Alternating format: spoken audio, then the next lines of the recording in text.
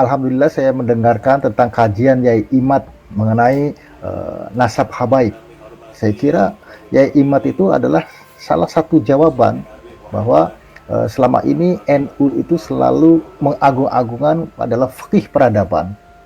Dan saya kira apa yang dikaji oleh Yai Imad sekarang ini sangat selaras dengan fikih peradaban. Sekarang kan masalah habaib, masalah nasab itu adalah masalah rasionalitas. Bagaimana kita menguji validitas sebuah teori itu sama aja dalam dunia akademis, itu sama aja. Jadi kita mempercayai agama, kita menganut agama bukan hanya take of granted gitu, percaya begitu saja kemudian diambil sebagai bagian dari akidah. Kalau kita lihat kan Yai Imad itu sebenarnya sudah mengedepankan pemikirannya, tesisnya. Paling kemudian pemikiran Yai Imad itu juga didukung oleh ahli filologi, ahli DNA, ahli sejarah segala macam. Jadi saya kira sekarang umat Muslim terutama NU itu harus berani mengemukakan tentang fikih peradaban, tentang rasionalitas dalam NU. Karena NU sendiri dibangun dengan dasar rasionalitas. Satu lagi pertanyaan saya itu, ada rencana memanggil Kiai Imad atau mengundang Kiai Imad untuk pengajian karena Anda di situ kan termasuk yang juga memahami dan juga mengapresiasi kajian nasab Kiai Imad tentang Islam yang rasional.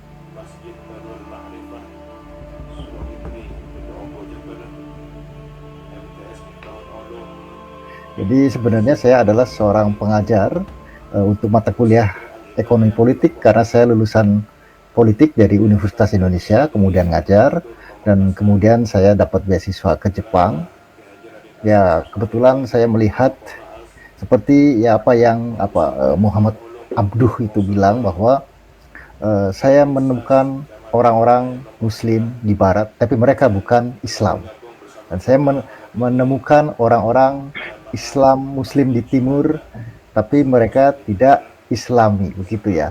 Jadi saya dengan kalimat ini saya sangat tertarik untuk mendiam, untuk bermukim lebih lama di Jepang dan mudah-mudahan bisa bermanfaat untuk kemajuan bangsa Indonesia, terutama mayoritas di masyarakat kita adalah Muslim di Indonesia. Karena seperti yang kita ketahui bahwa etos wirausaha Muslim itu sangat kurang sekali. Jadi saya ingin berpartisipasi dalam masalah itu. Dan alhamdulillah saya mendengarkan tentang kajian Yai Imad mengenai nasab habaib. Saya kira Yai Imad itu adalah salah satu jawaban bahwa selama ini NU itu selalu mengagung-agungkan adalah fikih peradaban. Dan saya kira apa yang dikaji oleh Yai Imad sekarang ini sangat selaras dengan fikih peradaban. Ingat, karena saya tinggal di Jepang, adalah negara yang konon katanya tidak beragama atau ateis, tapi itu sebenarnya tidak benar juga. Karena orang Jepang tetap percaya Tuhan, tetapi mereka juga sangat strict pada fikih peradaban. Mereka lebih mementingkan rasionalitas daripada, artinya gini, ada keseimbangan antara rasionalitas dengan keimanan. Kalau di kita itu belief. Orang Jepang dulu juga dikit-dikit masalah akidah, dikit-dikit masalah keimanan. Akhirnya terjadi peperangan besar di Jepang. Bahkan yang terakhir penyebab Perang Dunia Kedua itu disinyalir itu adalah karena adanya radikalisasi di Jepang. Jadi sekarang orang Jepang tidak mau lagi perang-perang begitu. Mereka lebih ke menjalankan fungsinya sebagai rahmatan lil alamin. Jadi agama, apakah Islam, Kristen segala macam bebas di Jepang. Karena itulah saya kemudian diminta oleh Nahdliyin di Jepang sebagai wakil ketua PCI NU Jepang atau perwakilan cabang istimewa NU di Jepang. Demikian. Ya, sekilas tentang profil Mas Luti Bahtiar, aktivis NU Jepang. Ternyata beliau masih aktif di kepengurusan struktur NU. Ini ada dari ini nih pengurus PWI LS atau Pergerakan Perjuangan Wali Songo Indonesia, Laskar Sabilillah. Ini dari Mas Rinaldi titip bertanya nih. Eh, ini kenapa ini mendirikan PWLS di Jepang ini tahun 2025? Ini apa nggak bahaya ini, Mas Lutfi Bahtiar? Ya tidak, karena begini, eh, gini. Ini ya khas Indonesia ya. Kenapa tidak bahaya? Loh sekarang kan masalah habaib, masalah nasab itu adalah masalah rasionalitas. Bagaimana kita menguji validitas sebuah teori itu sama aja dalam dunia akademis itu sama aja. Asal jadi kita mempercayai agama, kita menganut agama bukan hanya take of granted gitu. Percaya begitu saja. Kemudian diambil sebagai bagian dari akidah. Kalau kita lihat kan Yai Imad itu sebenarnya sudah mengedepankan pemikirannya, tesisnya, dan itu terbuka untuk dilawan atau disajikan antitesis. Apalagi kemudian pemikiran Yai Imad itu juga didukung oleh ahli filologi, ahli DNA, ahli sejarah segala macam. Jadi saya kira sekarang umat Muslim terutama NU itu harus berani mengemukakan tentang fikih peradaban, tentang rasionalitas dalam NU. Karena NU sendiri dibangun dengan dasar rasionalitas. Saya kira seperti itu. Mudah-mudahan bisa. Baik. Jadi Anda cukup confident ya menyimak pada Suka TV ya. Diskusi-diskusi nasab. Iya, pada Suka TV termasuk salah satu volunteer dalam. Iya. Oke, Mas Lutfi, apakah sudah pernah ketemu dengan Kiai Imad? Belum, tapi saya sudah pernah kontak-kontakan dengan Kiai Imad. Dan kebetulan beliau juga sahabat dari Dr. Syafiq yang seorang ancor juga di Cokro TV yang kemarin pas ke Jepang kita ketemu dan ngobrol-ngobrol tentang Kiai Imad juga. Jadi kita ada chemistry begitu. Oke, ya lanjut gitu kan ya. Jadi belum pernah ketemu gitu kan ya, tetapi secara intelektual gitu kan ya masih berinteraksi ya gitu kan ya. Iya, berinteraksi. Baik, ada yang menarik ini, bagaimana sih orang Jepang melihat Islam dan melihat NU? Begini ya. Jadi kalau misalnya kita ke Jepang terus ditanya agamanya apa, itu jangan bilang agamanya itu Islam. Wow, Karena apa? kenapa ini? Ya, karena ketika orang Jepang itu kita jawab itu agamanya Islam, asosiasi mereka itu adalah orang-orang Timur Tengah, Afghanistan, Irak, Syria, segala macam. Sementara Islam di Indonesia kan berbeda. Bahkan kalau kita pahami segala macam, Islam di Indonesia itu lebih mirip pada budaya dan agama Jepang. Misalnya, kalau ada acara meninggal, kita itu kan ada takziah, tahlilan segala macam. Di Jepang juga sama gitu. Karena akar agama dan budaya kita itu kan sama dari Buddhism. Sementara kalau Timur Tengah itu kan tidak mengenal Buddhism. Dan kalau di Indonesia itu sama seperti di Jepang. Agama itu adalah bottom up. Masing-masing daerah, masing-masing wilayah itu memiliki kearifan lokal. Jadi kalau kayak NU sendiri belum tentu orang Nahdiyin itu atau misalnya gini, orang Nahdiyin itu lebih percaya pada tokoh-tokoh lokal dibanding pada mungkin PBNU. Jadi di sini adalah bagaimana sinergi antara PBNU dan kiai-kiai lokal inilah yang akan menentukan berkembang atau tidaknya NU di Indonesia.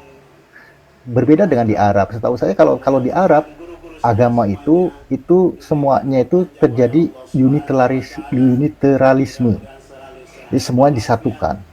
Jadi misalnya ada kiai-kiai itu nggak bisa khotbah seenaknya karena mereka itu salah satu bagian dari ASN. Mereka digaji oleh negara begitu. Di kita kan nggak seperti itu. Dan itu berbeda dengan Jepang.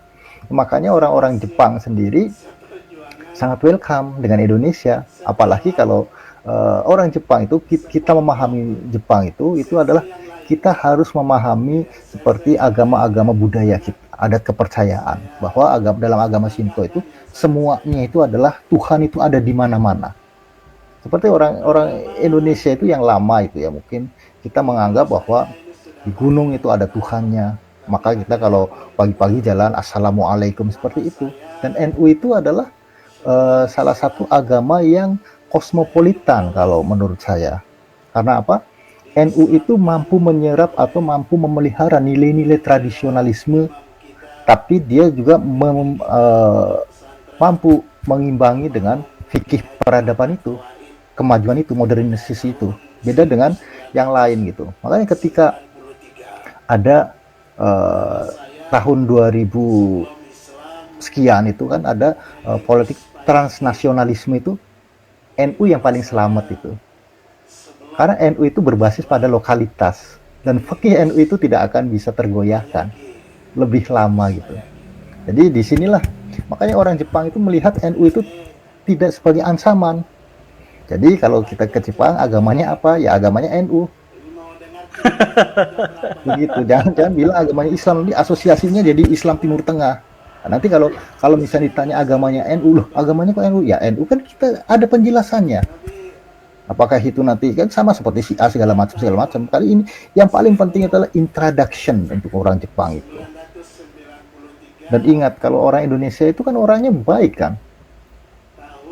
Jadi istilahnya orang Indonesia itu orang yang paling familiar. Istilahnya ada apa istilahnya sopan santunnya terhadap yang tua, terhadap ya macam-macam. Jadi pandangan orang Jepang itu melihat orang Indonesia itu orangnya baik, suka senyum begitu. Jadi nothing tulus gitu loh. Makanya ini luar biasa sekali ini perkembangan orang Indonesia di Jepang. Dulu sebelum corona itu jumlah orang Indonesia di Jepang itu cuma 60.000 orang. Sekarang itu sudah 180.000. Wow, nah ini kan luar biasa sekali. Ya. Dr. Soleh tertarik untuk pindah ke Jepang? Ya, Ben. Satu lagi pertanyaan saya itu, ada rencana memanggil Kiai Imad atau mengundang Kiai Imad untuk pengajian karena Anda di situ kan termasuk yang juga memahami dan juga mengapresiasi kajian Nasab Kiai Imad tentang Islam yang rasional. Ya, saya pastinya sangat berharap di Jepang itu akan mengundang Yai Imad juga atau Romo Kiai Gus Abbas, karena kan kalau misalnya Romo Kiai Akil Sirat itu kan sudah sering bolak-balik ke Jepang. Jadi seperti Yai Imad itu sebenarnya sangat dibutuhkan untuk mengisi kajian-kajian ilmiah di Jepang. Jadi supaya Islam itu gini loh. Kan saya kan sering ditanya juga sama orang Jepang, misalnya kita cerita tentang Nabi Muhammad itu kan. Orang Jepang itu jawabannya begini. Apakah yakin Nabi Muhammad itu orang baik? Mana buktinya? Kan seperti itu. Kalau dengan ya gitu, orang Jepang itu nggak bisa, mereka itu disuruh pokoknya iman begitu. Ini masalah akidah itu nggak bisa. Jadi dengan adanya kajian Yai Imad, maka orang-orang Jepang sendiri akan menyadarkan bahwa dalam Islam di Indonesia sendiri pun ada quality controlnya gitu. Yaitu. Oke, baik. Terima kasih Kiai Lutfi Bahtiar. Beliau adalah aktivis NU Jepang. BNU sendiri memandang Habib itu seperti apa ini, Gus? Ya, kita meyakini bahwa Habib itu memang bernasab bersambung pada Rasulullah, dan itu Ketum sudah memberikan statement terbuka. Dan dulu Gus Dur juga hari ini sudah pernah terjadi pada zaman dahulu, dan Gus Dur juga sudah pernah memberikan statement terbuka. Hari ini Ketua Umum PBNU sudah mengatakan, nggak usah nanya dalil, nggak usah nanya kitab, itu kan bahasa yang sudah ngepok gitu kan. Jadi kalau kita percaya, nggak ada masalah gitu loh. Makanya kalau Pak Imad tidak percaya, silahkan, tapi jangan mengatasnamakan NU. Ya, itu pendapat Saudara Imaduddin, silahkan. Dia boleh, ya, dia boleh berpendapat, tapi dia tidak boleh membawa institusi NU untuk berkelahi. Iya, satu lagi bahwa ada statement Anda bahwa nasab habaib itu sudah terkonfirmasi atau sudah masyhur atau surah istifadah. Ini maksudnya bagaimana ini, Gus? Jadi gini Pak, nasab ini tidak datang tiba-tiba hari ini seperti yang hari ini ada orang ngaku keturunan Wali Songo melalui jalur Musa Al-Kadhimi. 12 abad saya tidak pernah mendengar, hari ini ada yang baru ngaku. Ini baru aneh. Kita sejak dulu keluarga saya punya silsilah ke Sunan Giri, itu melalui Azman Khan, Ba'alawi, itu kami terima turun-temurun. Hari ini ada orang baru ngaku Wali Songo keturunan Musa Al-Kadhimi, Al-Bukhari, Al-Musawi. Itu aneh. Karena apa? Kami belum pernah dengar sebelumnya. Tapi kalau nasab Bani Alawi ini Pak, ini sudah ada di seluruh dunia. Saya sudah bertanya langsung pada tokoh-tokoh internasional, ulama-ulama di berbagai belahan dunia. Jadi Bani Alawi ini tidak hanya di Indonesia. Bani Alawi itu bukan hanya soal Habib Rizik atau Habib Bahar. Bani Alawi ini ada di Mesir, ada di Yordan, ada di Turki, ada di Bahrain, bahkan ada di Pulau Komoro. Di Afrika sana saya pernah ketemu muftinya itu namanya Jamalul Lail. Bani Alawi juga. Itu yang kemarin saya ketemu di Bahrain itu salah satu muftinya juga bangsa Jamalul Lail dari Bani Alawi juga. Jadi Bani Alawi ini nasab yang sudah dikenal seluruh dunia. Anak saya ada di Mesir. Di sana ada Baitul Ashraf. Dicek di Mesir ya sudah mereka mengakui Bani Alawi ini gitu loh Pak. Jadi bukan ngarang. Jadi tidak harus kitab sezaman. Itu kan teorinya Pak Iman. Saya ini cucu Sunan Giri. Dari siapa? Dari ayah saya, kakek saya. Kami punya catatan. Anda percaya boleh, Anda tidak percaya boleh. Tidak semua ada di kitab gitu. Karena tidak ada kitab sensus penduduk internasional. Apa yang Pak Imad sebut sebagai kitab sejarah Mubarakah misalnya. Itu hanya kitab kecil yang mencatat sebagian nama. Contohnya, Syekh Abdul Qadir Jailani itu tidak ada di kitabnya si Imad sejarah Mubarakah itu. Dan banyak nasab yang tidak disebut di situ. Jadi jangan bayangkan kitab zaman dahulu itu merupakan kitab sensus penduduk, ya. Ada dicatat, ada tidak, tapi nasab itu pada prinsipnya itu dihafal, turun temurun. Ini sudah terjadi di masa Rasulullah SAW. Rasul itu dalam hadis Bukhari disebutkan Rasul menerima tamu wafdu Banil Qais. Itu datang dari Bahrain, datang ke Madinah. Nabi ditanya pada mereka, Manil kaum, Anda siapa? Mereka mengatakan Robi'ah, kami keturunan klan Robi'ah. Klan Robi'ah itu orang yang hidup 500 tahun sebelum Nabi. Itu bertemu di cucu kakek Nabi Adnan. Tapi Nabi tidak menanyakan siapa bapakmu, siapa nenekmu, siapa kampungmu. Nabi langsung menyebut dia dengan marhaban bil qaum ghair hazaya wala nadimin. Oh, selamat datang saudara. Jadi apa yang sudah dikenal orang itu disebut surah wal istifadah. Dan ini ada dalilnya. Sahih Bukhari, Rasulullah menerima wafdu Banil Qais yang datang dari Bahrain mengaku cucu dari klan Robi'ah. Robi'ah itu 500 tahun sebelum Rasulullah. Dan itu Nabi terima. Tidak perlu catatan, tidak perlu buku, tidak perlu tanya. Karena apa? Mereka sudah terkenal. Begitu juga nasab Bani Alawi ini saya sudah cek ke Turki. Saya sudah telepon Syed Fadil misalnya, Syed Fadil, bagaimana tentang nasab ini? Syed Fadil mengatakan, oh itu nasab itu benar, ada catatan kami di Turki. Saya tanya Profesor Abdurrahim di Maroko, apakah Anda dengar bahwa nasab ini dipersentakan? Siapa? Saya bilang di Indonesia ada bilang, tidak, kami mengaku itu nasab Bani Alawi. Saya sudah bertanya banyak orang di dunia ini. Jadi dunia ini kita tidak sendiri Bang. Dunia ini penuh jutaan manusia. Kalau ini satu kebohongan, tidak mungkin kebohongan ditutup oleh orang seluruh dunia dan hanya satu orang Indonesia yang tahu. Itu logika yang tidak masuk. 1000 tahun, tidak ada satu judul pun kitab yang menyatakan kesalahan nasab Bani Alawi. Tetapi saya bisa sebutkan 50 judul sekaligus kitab yang menyebut nasab Bani Alawi. Apakah kemudian semua orang ini bohong dan hanya Syekh Imad yang benar? Bagaimana saya percaya?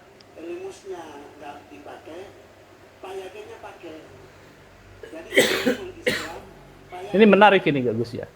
Ya. Baik Gus. Jadi sebetulnya yang Anda persoalkan di dalam rilis itu tidak menolak kajian keiman, tetapi ekses ekses saranya. Betul, begitu Betul, ya? dan itu saya lihat di beberapa potongan video Pak Imad sendiri yang melakukan itu. Mulai hari ini haram cium tangan Habib. Saya lihat potongan videonya itu. Ini apa-apaan? Karya ilmiah itu Anda tulis, Anda ujikan ke kampus, Anda panggil profesor ahli sejarah, Anda panggil itu simposium internasional. Bukan di kampung-kampung orang yang tidak berpikir itu. Pengajian-pengajian itu Pak Imad pidato kemana-mana. Wah, saya tidak bisa ngomong seperti apa itu. Karya ilmiah itu tidak dibawa ke kampung-kampung begitu. Dibawa ke kampus, diujikan ke forum. Nasab ini bukan hanya di Indonesia, Pak. Ada nakobah. Di Saudi ada nakobah, di Irak ada nakobah, di Mesir ada nakobah. Ada pencatat nasab. Dan ini ada di hampir semua negara Timur Tengah. Ayo kita undang mereka untuk menguji temuan dia itu benar apa enggak. Bukan dengan orang kampung-kampung yang nggak ngerti apa-apa itu. Itu Pak ya. Oke, ini menarik ini Gus. Jadi mungkin PBNU ini menarik menginisiasi bagaimana pertemuan antara Kiai Imad kemudian dengan nakobah-nakobah internasional itu kan ya, digelar oleh PBNU. Ini menarik. Kira-kira kapan ini? Oh tidak, PBNU sudah saya katakan PBNU tidak akan terlibat ini karena kami di pihak yang membenarkan. Kalau Pak Imad itu mau membuktikan bahwa tesis dia itu benar, saya katakan, maka dia harus mengujikan pada ahli. Paham? Dia bisa mengundang para pakar-pakar nasab internasional. Misalnya, Pak Imad itu berpedoman pada kitab Syajaratul Mubarakah. Oke, Syajaratul Mubarakah itu kan ditahqiq oleh orang Iran. Orang Iran itu datangkan karena dia mengakui nasab Bani Alawi, gitu. Jangan cuma diambil kitabnya tapi pentahkiknya Anda buang. Itu kan paradoks. Satu sisi saya lihat dia mengambil satu kitab Al-Ifadah misalnya, tapi dia tidak baca semua. Dia pilih apa yang sesuai dengan pendapat dia, itu. Ini yang menurut saya tidak fair. Kalau NU jangan diajak berkelahi soal nasab. Karena kami tidak pada posisi seperti dia. Bahwa NU tidak mewakilkan pendapat ini pada Bapak Imam. Itu adalah murni pendapat dia, bukan pendapat PBNU. Menarik. Gus.